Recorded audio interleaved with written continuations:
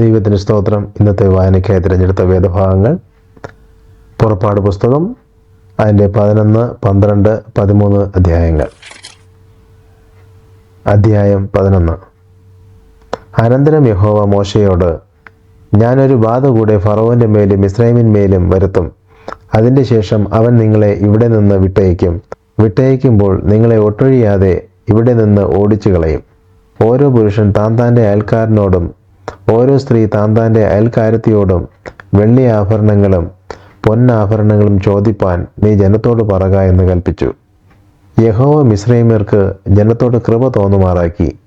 വിശേഷാൽ മോശ എന്ന പുരുഷനെ മിസ്രയീം ദേശത്ത് ഫറവോന്റെ ഭൃത്യന്മാരും പ്രജകളും മഹാശ്രേഷ്ഠനായി വിചാരിച്ചു. മോശ പറഞ്ഞതെന്തെന്നാൽ, യഹോവ ഇപ്രകാരം അരുളി ചെയ്യുന്നു, അർദ്ധരാത്രിയിൽ ഞാൻ മിസ്രയീമിൻ്റെ നടുവിൽ കൂടി പോകും. അപ്പോൾ സിംഹാസനത്തിലിരിക്കുന്ന ഫറവോന്റെ ആദ്യജാതൻ മുതൽ തിരികല്ലിൽ ഇരിക്കുന്ന ദാസിയുടെ ആദ്യജാതൻ വരെയും മിസ്രയീം ദേശത്തുള്ള കടിഞ്ഞൂൽ ഒക്കെയും മൃഗങ്ങളുടെ എല്ലാ കടിഞ്ഞൂലും ചത്തുപോകും.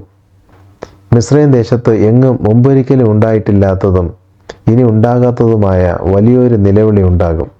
എന്നാൽ യഹോവ മിസ്രയീമ്യർക്കും ഇസ്രായേലിയർക്കും മധ്യേ വ്യത്യാസം വയ്ക്കുന്നു എന്ന് നിങ്ങൾ അറിയേണ്ടതിന് ഇസ്രായേൽ മക്കളിൽ യാതൊരു മനുഷ്യൻ്റെയോ മൃഗത്തിൻ്റെയോ നേരെ ഒരു നായി പോലും നാവ് അനക്കയില്ല.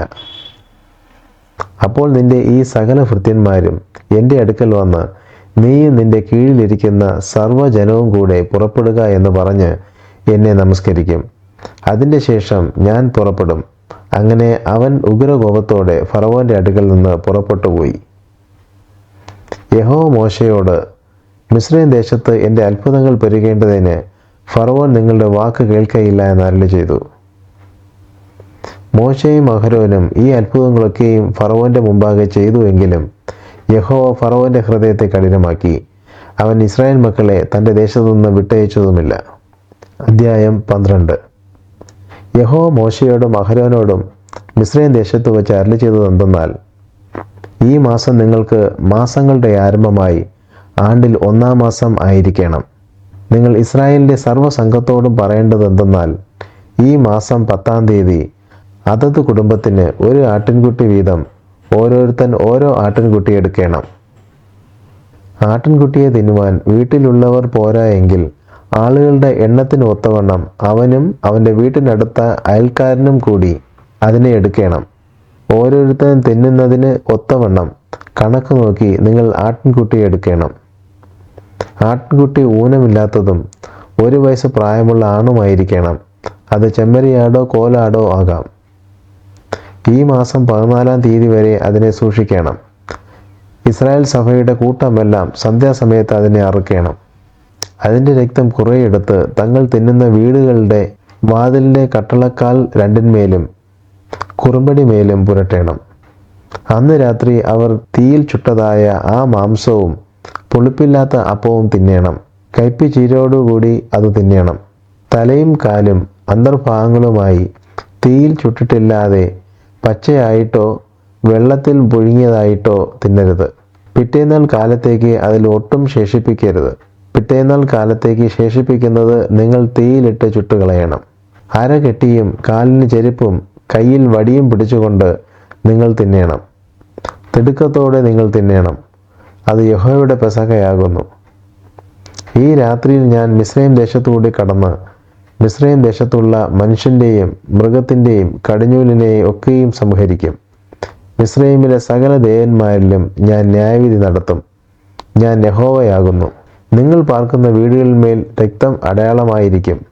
ഞാൻ രക്തം കാണുമ്പോൾ നിങ്ങളെ ഒഴിഞ്ഞ് കടന്നുപോകും. ഞാൻ മിസ്രയീം ദേശത്ത് ബാധിക്കുന്ന ബാധ നിങ്ങൾക്ക് നാശഹേതുവായി തീരുകയില്ല. ഈ ദിവസം നിങ്ങൾക്ക് ഓർമ്മ നാളായിരിക്കണം. നിങ്ങൾ അത് യഹോവയ്ക്ക് ഉത്സവമായി ആചരിക്കണം. തലമുറയായും നിത്യനിയമമായും നിങ്ങളത് ആചരിക്കണം. 7 ദിവസം നിങ്ങൾ പുളിപ്പില്ലാത്ത അപ്പം തിന്നണം. 1-ാം ദിവസം തന്നെ പുളിച്ച മാവ് നിങ്ങളുടെ വീടുകളിൽ നിന്ന് നീക്കണം. 1-ാം ദിവസം മുതൽ 7-ാം ദിവസം വരെ ആരെങ്കിലും പുളിപ്പുള്ള അപ്പം തിന്നാൽ അവനെ ഇസ്രായേലിൽ നിന്ന് ഛേദിച്ച് കളയണം. 1-ാം ദിവസത്തിലും 7-ാം ദിവസത്തിലും നിങ്ങൾക്ക് വിശുദ്ധ സഭായോഗം ഉണ്ടാകണം. അന്ന് അവരവർക്ക് വേണ്ടുന്ന ഭക്ഷണം ഒരുക്കുകയല്ലാതെ ഒരു വേലയും ചെയ്യരുത്. പുളിപ്പില്ലാത്ത അപ്പത്തിൻ്റെ പെരുന്നാൾ നിങ്ങൾ ആചരിക്കണം. ഈ ദിവസത്തിൽ തന്നെയാകുന്നു ഞാൻ നിങ്ങളുടെ ഗണങ്ങളെ മിസ്രൈം ദേശത്തുനിന്ന് പുറപ്പെടുവിച്ചിരിക്കുന്നത്. അതുകൊണ്ട് ഈ ദിവസം തലമുറ തലമുറയായും നിത്യനിയമമായും നിങ്ങൾ ആചരിക്കണം. 1-ാം മാസം 14-ാം തീയതി വൈകുന്നേരം മുതൽ ആ മാസം 21-ാം തീയതി വൈകുന്നേരം വരെ നിങ്ങൾ പുളിപ്പില്ലാത്ത അപ്പം തിന്നേണം. പരദേശിയായാലും സ്വദേശിയായാലും അവനെ ഇസ്രായേൽ സഭയിൽ നിന്ന് ഛേദിച്ച് കളയണം. പുളിച്ചത് യാതൊന്നും നിങ്ങൾ തിന്നരുത്. നിങ്ങളുടെ വാസസ്ഥലങ്ങളിലെല്ലാം പുളിപ്പില്ലാത്ത അപ്പം തിന്നേണം. അനന്തരം മോശെ ഇസ്രായേൽ മൂപ്പന്മാരെ ഒക്കെയും വിളിച്ച് അവരോട് പറഞ്ഞത്, നിങ്ങൾ നിങ്ങളുടെ കുടുംബങ്ങൾക്ക് ഒത്തവണ്ണം ഓരോ ആട്ടിൻകുട്ടിയെ തിരഞ്ഞെടുത്ത് പെസഹ അറുപ്പിൻ. ഈസോപ്പ് ചെടിയുടെ ഒരു കെട്ടെടുത്ത് കിണ്ണത്തിലുള്ള രക്തത്തിൽ മുക്കി കിണ്ണത്തിലുള്ള രക്തം കുറുബണിമേലും കട്ടളക്കാൽ രണ്ടിന്മേലും തേക്കണം. പിറ്റേന്നാൾ വെളുക്കും വരെ നിങ്ങളിൽ ആരും വീട്ടിൻ്റെ വാതിലിന് പുറത്തിറങ്ങരുത്. യഹോവ മിസ്രൈമ്യരെ ദണ്ഡിപ്പിക്കേണ്ടതിന് കടന്നു വരും. എന്നാൽ കുറുബടിമേലും കട്ടളക്കാൽ രണ്ടിന്മേലും രക്തം കാണുമ്പോൾ യഹോവ വാതിലൊഴിഞ്ഞ് കടന്നുപോകും. നിങ്ങളുടെ വീടുകളിൽ നിങ്ങളെ ദണ്ഡിപ്പിക്കേണ്ടതിന് സംഹാരൻ വരുവാൻ സമ്മതിക്കുകയുമില്ല. ഈ കാര്യം നീയും പുത്രന്മാരും ഒരു നിത്യനിയമമായി ആചരിക്കണം. യഹോവ അരുളി ചെയ്തതുപോലെ നിങ്ങൾക്ക് തരുവാനിരിക്കുന്ന ദേശത്ത് നിങ്ങൾ എത്തിയ ശേഷം നിങ്ങൾ ഈ കർമ്മം ആചരിക്കണം.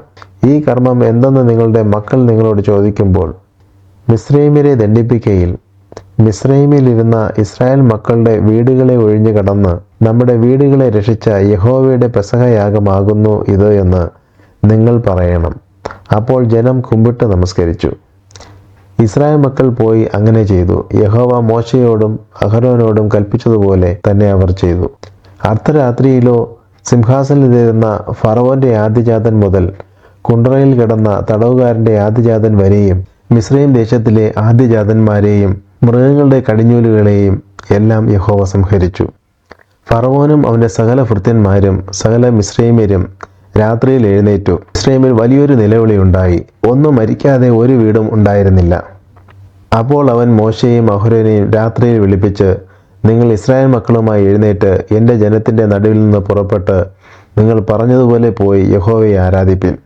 നിങ്ങൾ പറഞ്ഞതുപോലെ നിങ്ങളുടെ ആടുകളെയും കന്നുകാലികളെയും കൂടെ കൊണ്ടുപോയിക്കൊള്ളുവിൻ. എന്നെയും അനുഗ്രഹിപ്പിൻ എന്ന് പറഞ്ഞു. മിസ്രൈമ്യർ ജനത്തെ നിർബന്ധിച്ച് വേഗത്തിൽ ദേശത്തുനിന്ന് അയച്ചു. ഞങ്ങൾ എല്ലാവരും മരിച്ചു പോകുന്നു എന്ന് അവർ പറഞ്ഞു. അതുകൊണ്ട് ജനം കുഴച്ച മാവ് പുളിക്കുന്നതിന് മുമ്പേ തൊട്ടികളോടുകൂടെ ശീലകളിൽ കെട്ടി ചുമലിൽ എടുത്തുകൊണ്ടുപോയി. ഇസ്രായേൽ മക്കൾ മോശയുടെ വചനമനുസരിച്ച് മിസ്രൈമ്യരോട് വെള്ളിയാഭരണങ്ങളും പൊന്നാഭരണങ്ങളും വസ്ത്രങ്ങളും ചോദിച്ചു. യഹോവ മിസ്രൈമ്യർക്ക് ജനത്തോട് കൃപ തോന്നിച്ചതുകൊണ്ട് അവർ ചോദിച്ചതൊക്കെയും അവർ അവർക്ക് കൊടുത്തു. അങ്ങനെ അവർ മിസ്രൈമ്യരെ കൊള്ളയിട്ടു. എന്നാൽ ഇസ്രായേൽ മക്കൾ കുട്ടികളൊഴികെ ഏകദേശം 6 ലക്ഷം പുരുഷന്മാർ കാൽനടയായി റമസസിൽ നിന്ന് സുക്കോത്തിലേക്ക് യാത്ര പുറപ്പെട്ടു. വലിയൊരു സമ്മിശ്ര പുരുഷാരം ആടുകളും കന്നുകാലികളുമായി അനവധി മൃഗങ്ങളും അവരോടുകൂടെ പോന്നു. മിസ്രൈമിൽ നിന്ന് കൊണ്ടുപോകുന്ന കുഴച്ച മാവ് കൊണ്ട് അവർ പുളിപ്പില്ലാത്ത ദോശ ചുട്ടു. അവരെ മിസ്രൈമിൽ ഒട്ടും താമസിപ്പിക്കാതെ ഓടിച്ചു കളയുകയാൽ അത് പുളിച്ചിരുന്നില്ല. അവർ വഴിക്ക് ആഹാരമൊന്നും ഒരുക്കിയിരുന്നതുമില്ല.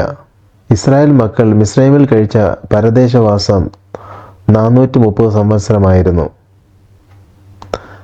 430 സംവത്സരം കഴിഞ്ഞിട്ട് ആ ദിവസം തന്നെ യഹോവയുടെ ഗണങ്ങൾ ഒക്കെയും മിസ്രൈം ദേശത്തു നിന്ന് പുറപ്പെട്ടു. യഹോവ അവരെ മിസ്രൈം ദേശത്തു നിന്ന് പുറപ്പെടുവിച്ചതിനാൽ ഇത് അവന് പ്രത്യേകമായി ആചരിക്കേണ്ടുന്ന രാത്രിയാകുന്നു. ഇത് തന്നെ ഇസ്രായേൽ മക്കൾ ഒക്കെയും തലമുറ തലമുറയായി യഹോവയ്ക്ക് പ്രത്യേകം ആചരിക്കേണ്ടുന്ന രാത്രി. യഹോവ പിന്നെ മോശയോടും അഹരോനോടും കൽപ്പിച്ചത്, പെസഹയുടെ ചട്ടം ഇതാകുന്നു, അന്യജാതിക്കാരനായ ഒരുത്തനും അത് തിന്നരുത്. എന്നാൽ ദ്രവ്യം കൊടുത്തു വാങ്ങിയ ദാസന് ഒക്കെയും പരിച്ഛേദന ഏറ്റ ശേഷം അത് തിന്നാം. പരദേശിയും കൂലിക്കാരനും അത് തിന്നരുത്. അതത് വീട്ടിൽ വെച്ച് തന്നെ അത് തിന്നേണം. ആ മാംസം ഒട്ടും വീട്ടിന് പുറത്ത് കൊണ്ടുപോകരുത്. അതിൽ ഒരു അസ്ഥിയും ഒടിയരുത്. ഇസ്രായേൽ സഭ ഒക്കെയും അത് ആചരിക്കണം. ഒരു അന്യജാതിക്കാരൻ നിന്നോടുകൂടെ പാർത്ത് യഹോവയ്ക്ക് പെസഹ ആചരിക്കണമെങ്കിൽ അവനുള്ള ആണൊക്കെയും പരിച്ഛേദന ഏൽക്കണം. അതിൻ്റെ ശേഷം അത് ആചരിക്കേണ്ടതിന് അവൻ അടുത്ത് വരാം. അവൻ സ്വദേശിയെ പോലെയാകും. പരിച്ഛേദന ഇല്ലാത്ത ഒരുത്തനും അത് തിന്നരുത്. സ്വദേശിക്കും നിങ്ങളുടെ ഇടയിൽ പാർക്കുന്ന പരദേശിക്കും ഒരു ന്യായപ്രമാണം തന്നെ ആയിരിക്കണം.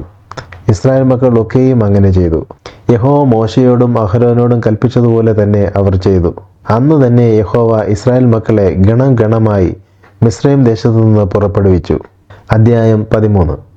യഹോവ പിന്നെയും മോശയോട്, ഇസ്രായേൽ മക്കളുടെ ഇടയിൽ മനുഷ്യരിലും മൃഗങ്ങളിലും കടിഞ്ഞൂലായി പിറക്കുന്നതിനെ ഒക്കെയും എനിക്കായി ശുദ്ധീകരിക്കാം. അത് എനിക്കുള്ളതാകുന്നു എന്ന് കൽപ്പിച്ചു. അപ്പോൾ മോശ ജനത്തോട് പറഞ്ഞത്, നിങ്ങൾ അടിമ വീടായ മിസ്രൈമിൽ നിന്ന് പുറപ്പെട്ടു പോന്ന ഈ ദിവസത്തെ ഓർത്തുകൊള്ളുവിൻ. യഹോവ ബലമുള്ള കൈകൊണ്ടും നിങ്ങളെ അവിടെ നിന്ന് പുറപ്പെടുവിച്ചു. അതുകൊണ്ട് പുളിപ്പില്ലാത്ത അപ്പം തിന്നരുത്. ആബീബ് മാസം ഈ തീയതി നിങ്ങൾ പുറപ്പെട്ടു പോന്നു. എന്നാൽ കനാന്യർ, ഹിത്യർ, അമോര്യർ, ഹിവ്യർ, യെബൂസ്യർ എന്നിവരുടെ ദേശമായി യഹോവ നിനക്ക് തരുമെന്ന് നിന്റെ പിതാക്കന്മാരോട് സത്യം ചെയ്തതും പാലും തേനും ഒഴുകുന്നതുമായ ദേശത്തേക്ക് നിന്നെ കൊണ്ടുചെന്ന ശേഷം നീ ഈ മാസത്തിൽ ഈ കർമ്മം ആചരിക്കണം. 7 ദിവസം നീ പുളിപ്പില്ലാത്ത അപ്പം തിന്നേണം. 7-ാം ദിവസം യഹോവയ്ക്ക് ഒരു ഉത്സവമായിരിക്കണം. 7 ദിവസവും പുളിപ്പില്ലാത്ത അപ്പം തിന്നേണം. നിന്റെ പക്കൽ പുളിപ്പുള്ള അപ്പം കാണരുത്. നിന്റെ അരികത്തെങ്ങും പുളിച്ച മാവും കാണരുത്. ഞാൻ മിസ്രൈമിൽ നിന്ന് പുറപ്പെടുമ്പോൾ യഹോവ എനിക്ക് വേണ്ടി ചെയ്ത കാര്യനിമിത്തമാകുന്നു ഇങ്ങനെ ചെയ്യുന്നത് എന്ന് നീ ആ ദിവസത്തിൽ നിന്റെ മകനോട് അറിയിക്കണം.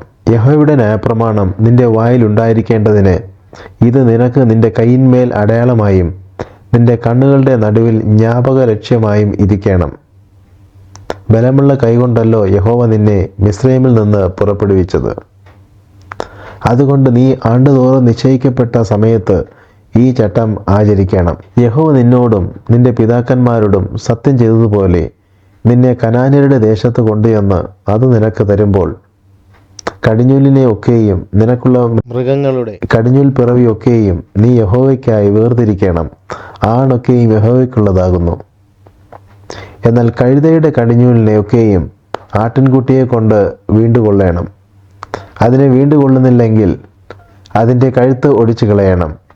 നിന്റെ പുത്രന്മാരിൽ ആദ്യജാതനെ ഒക്കെയും നീ വീണ്ടുകൊള്ളണം.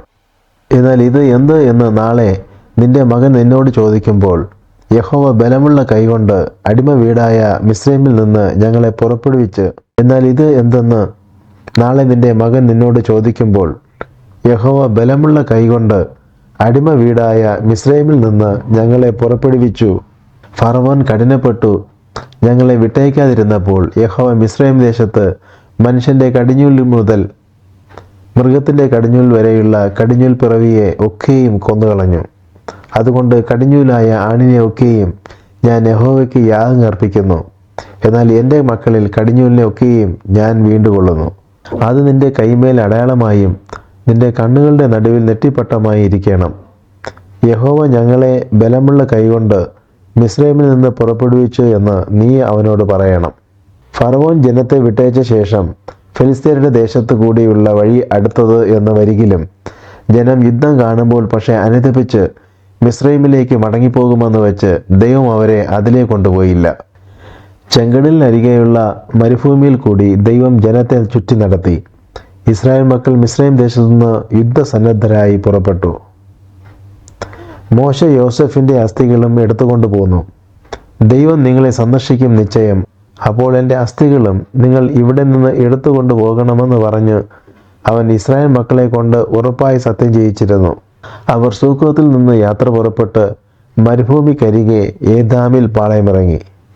അവർ പകലും രാവും യാത്ര ചെയ്യുവാൻ തക്കവണ്ണം അവർക്ക് വഴി കാണിക്കേണ്ടതിന് പകൽ മേഘസ്തംഭത്തിലും അവർക്ക് വെളിച്ചം കൊടുക്കേണ്ടതിന് രാത്രി അഗ്നിസ്തംഭത്തിലും യഹോവ അവർക്ക് മുമ്പായി പൊയ്ക്കൊണ്ടിരുന്നു. പകൽ മേഘസ്തംഭവും രാത്രി അഗ്നിസ്തംഭവും ജനത്തിൻ്റെ മുമ്പിൽ നിന്ന് മാറിയതുമില്ല.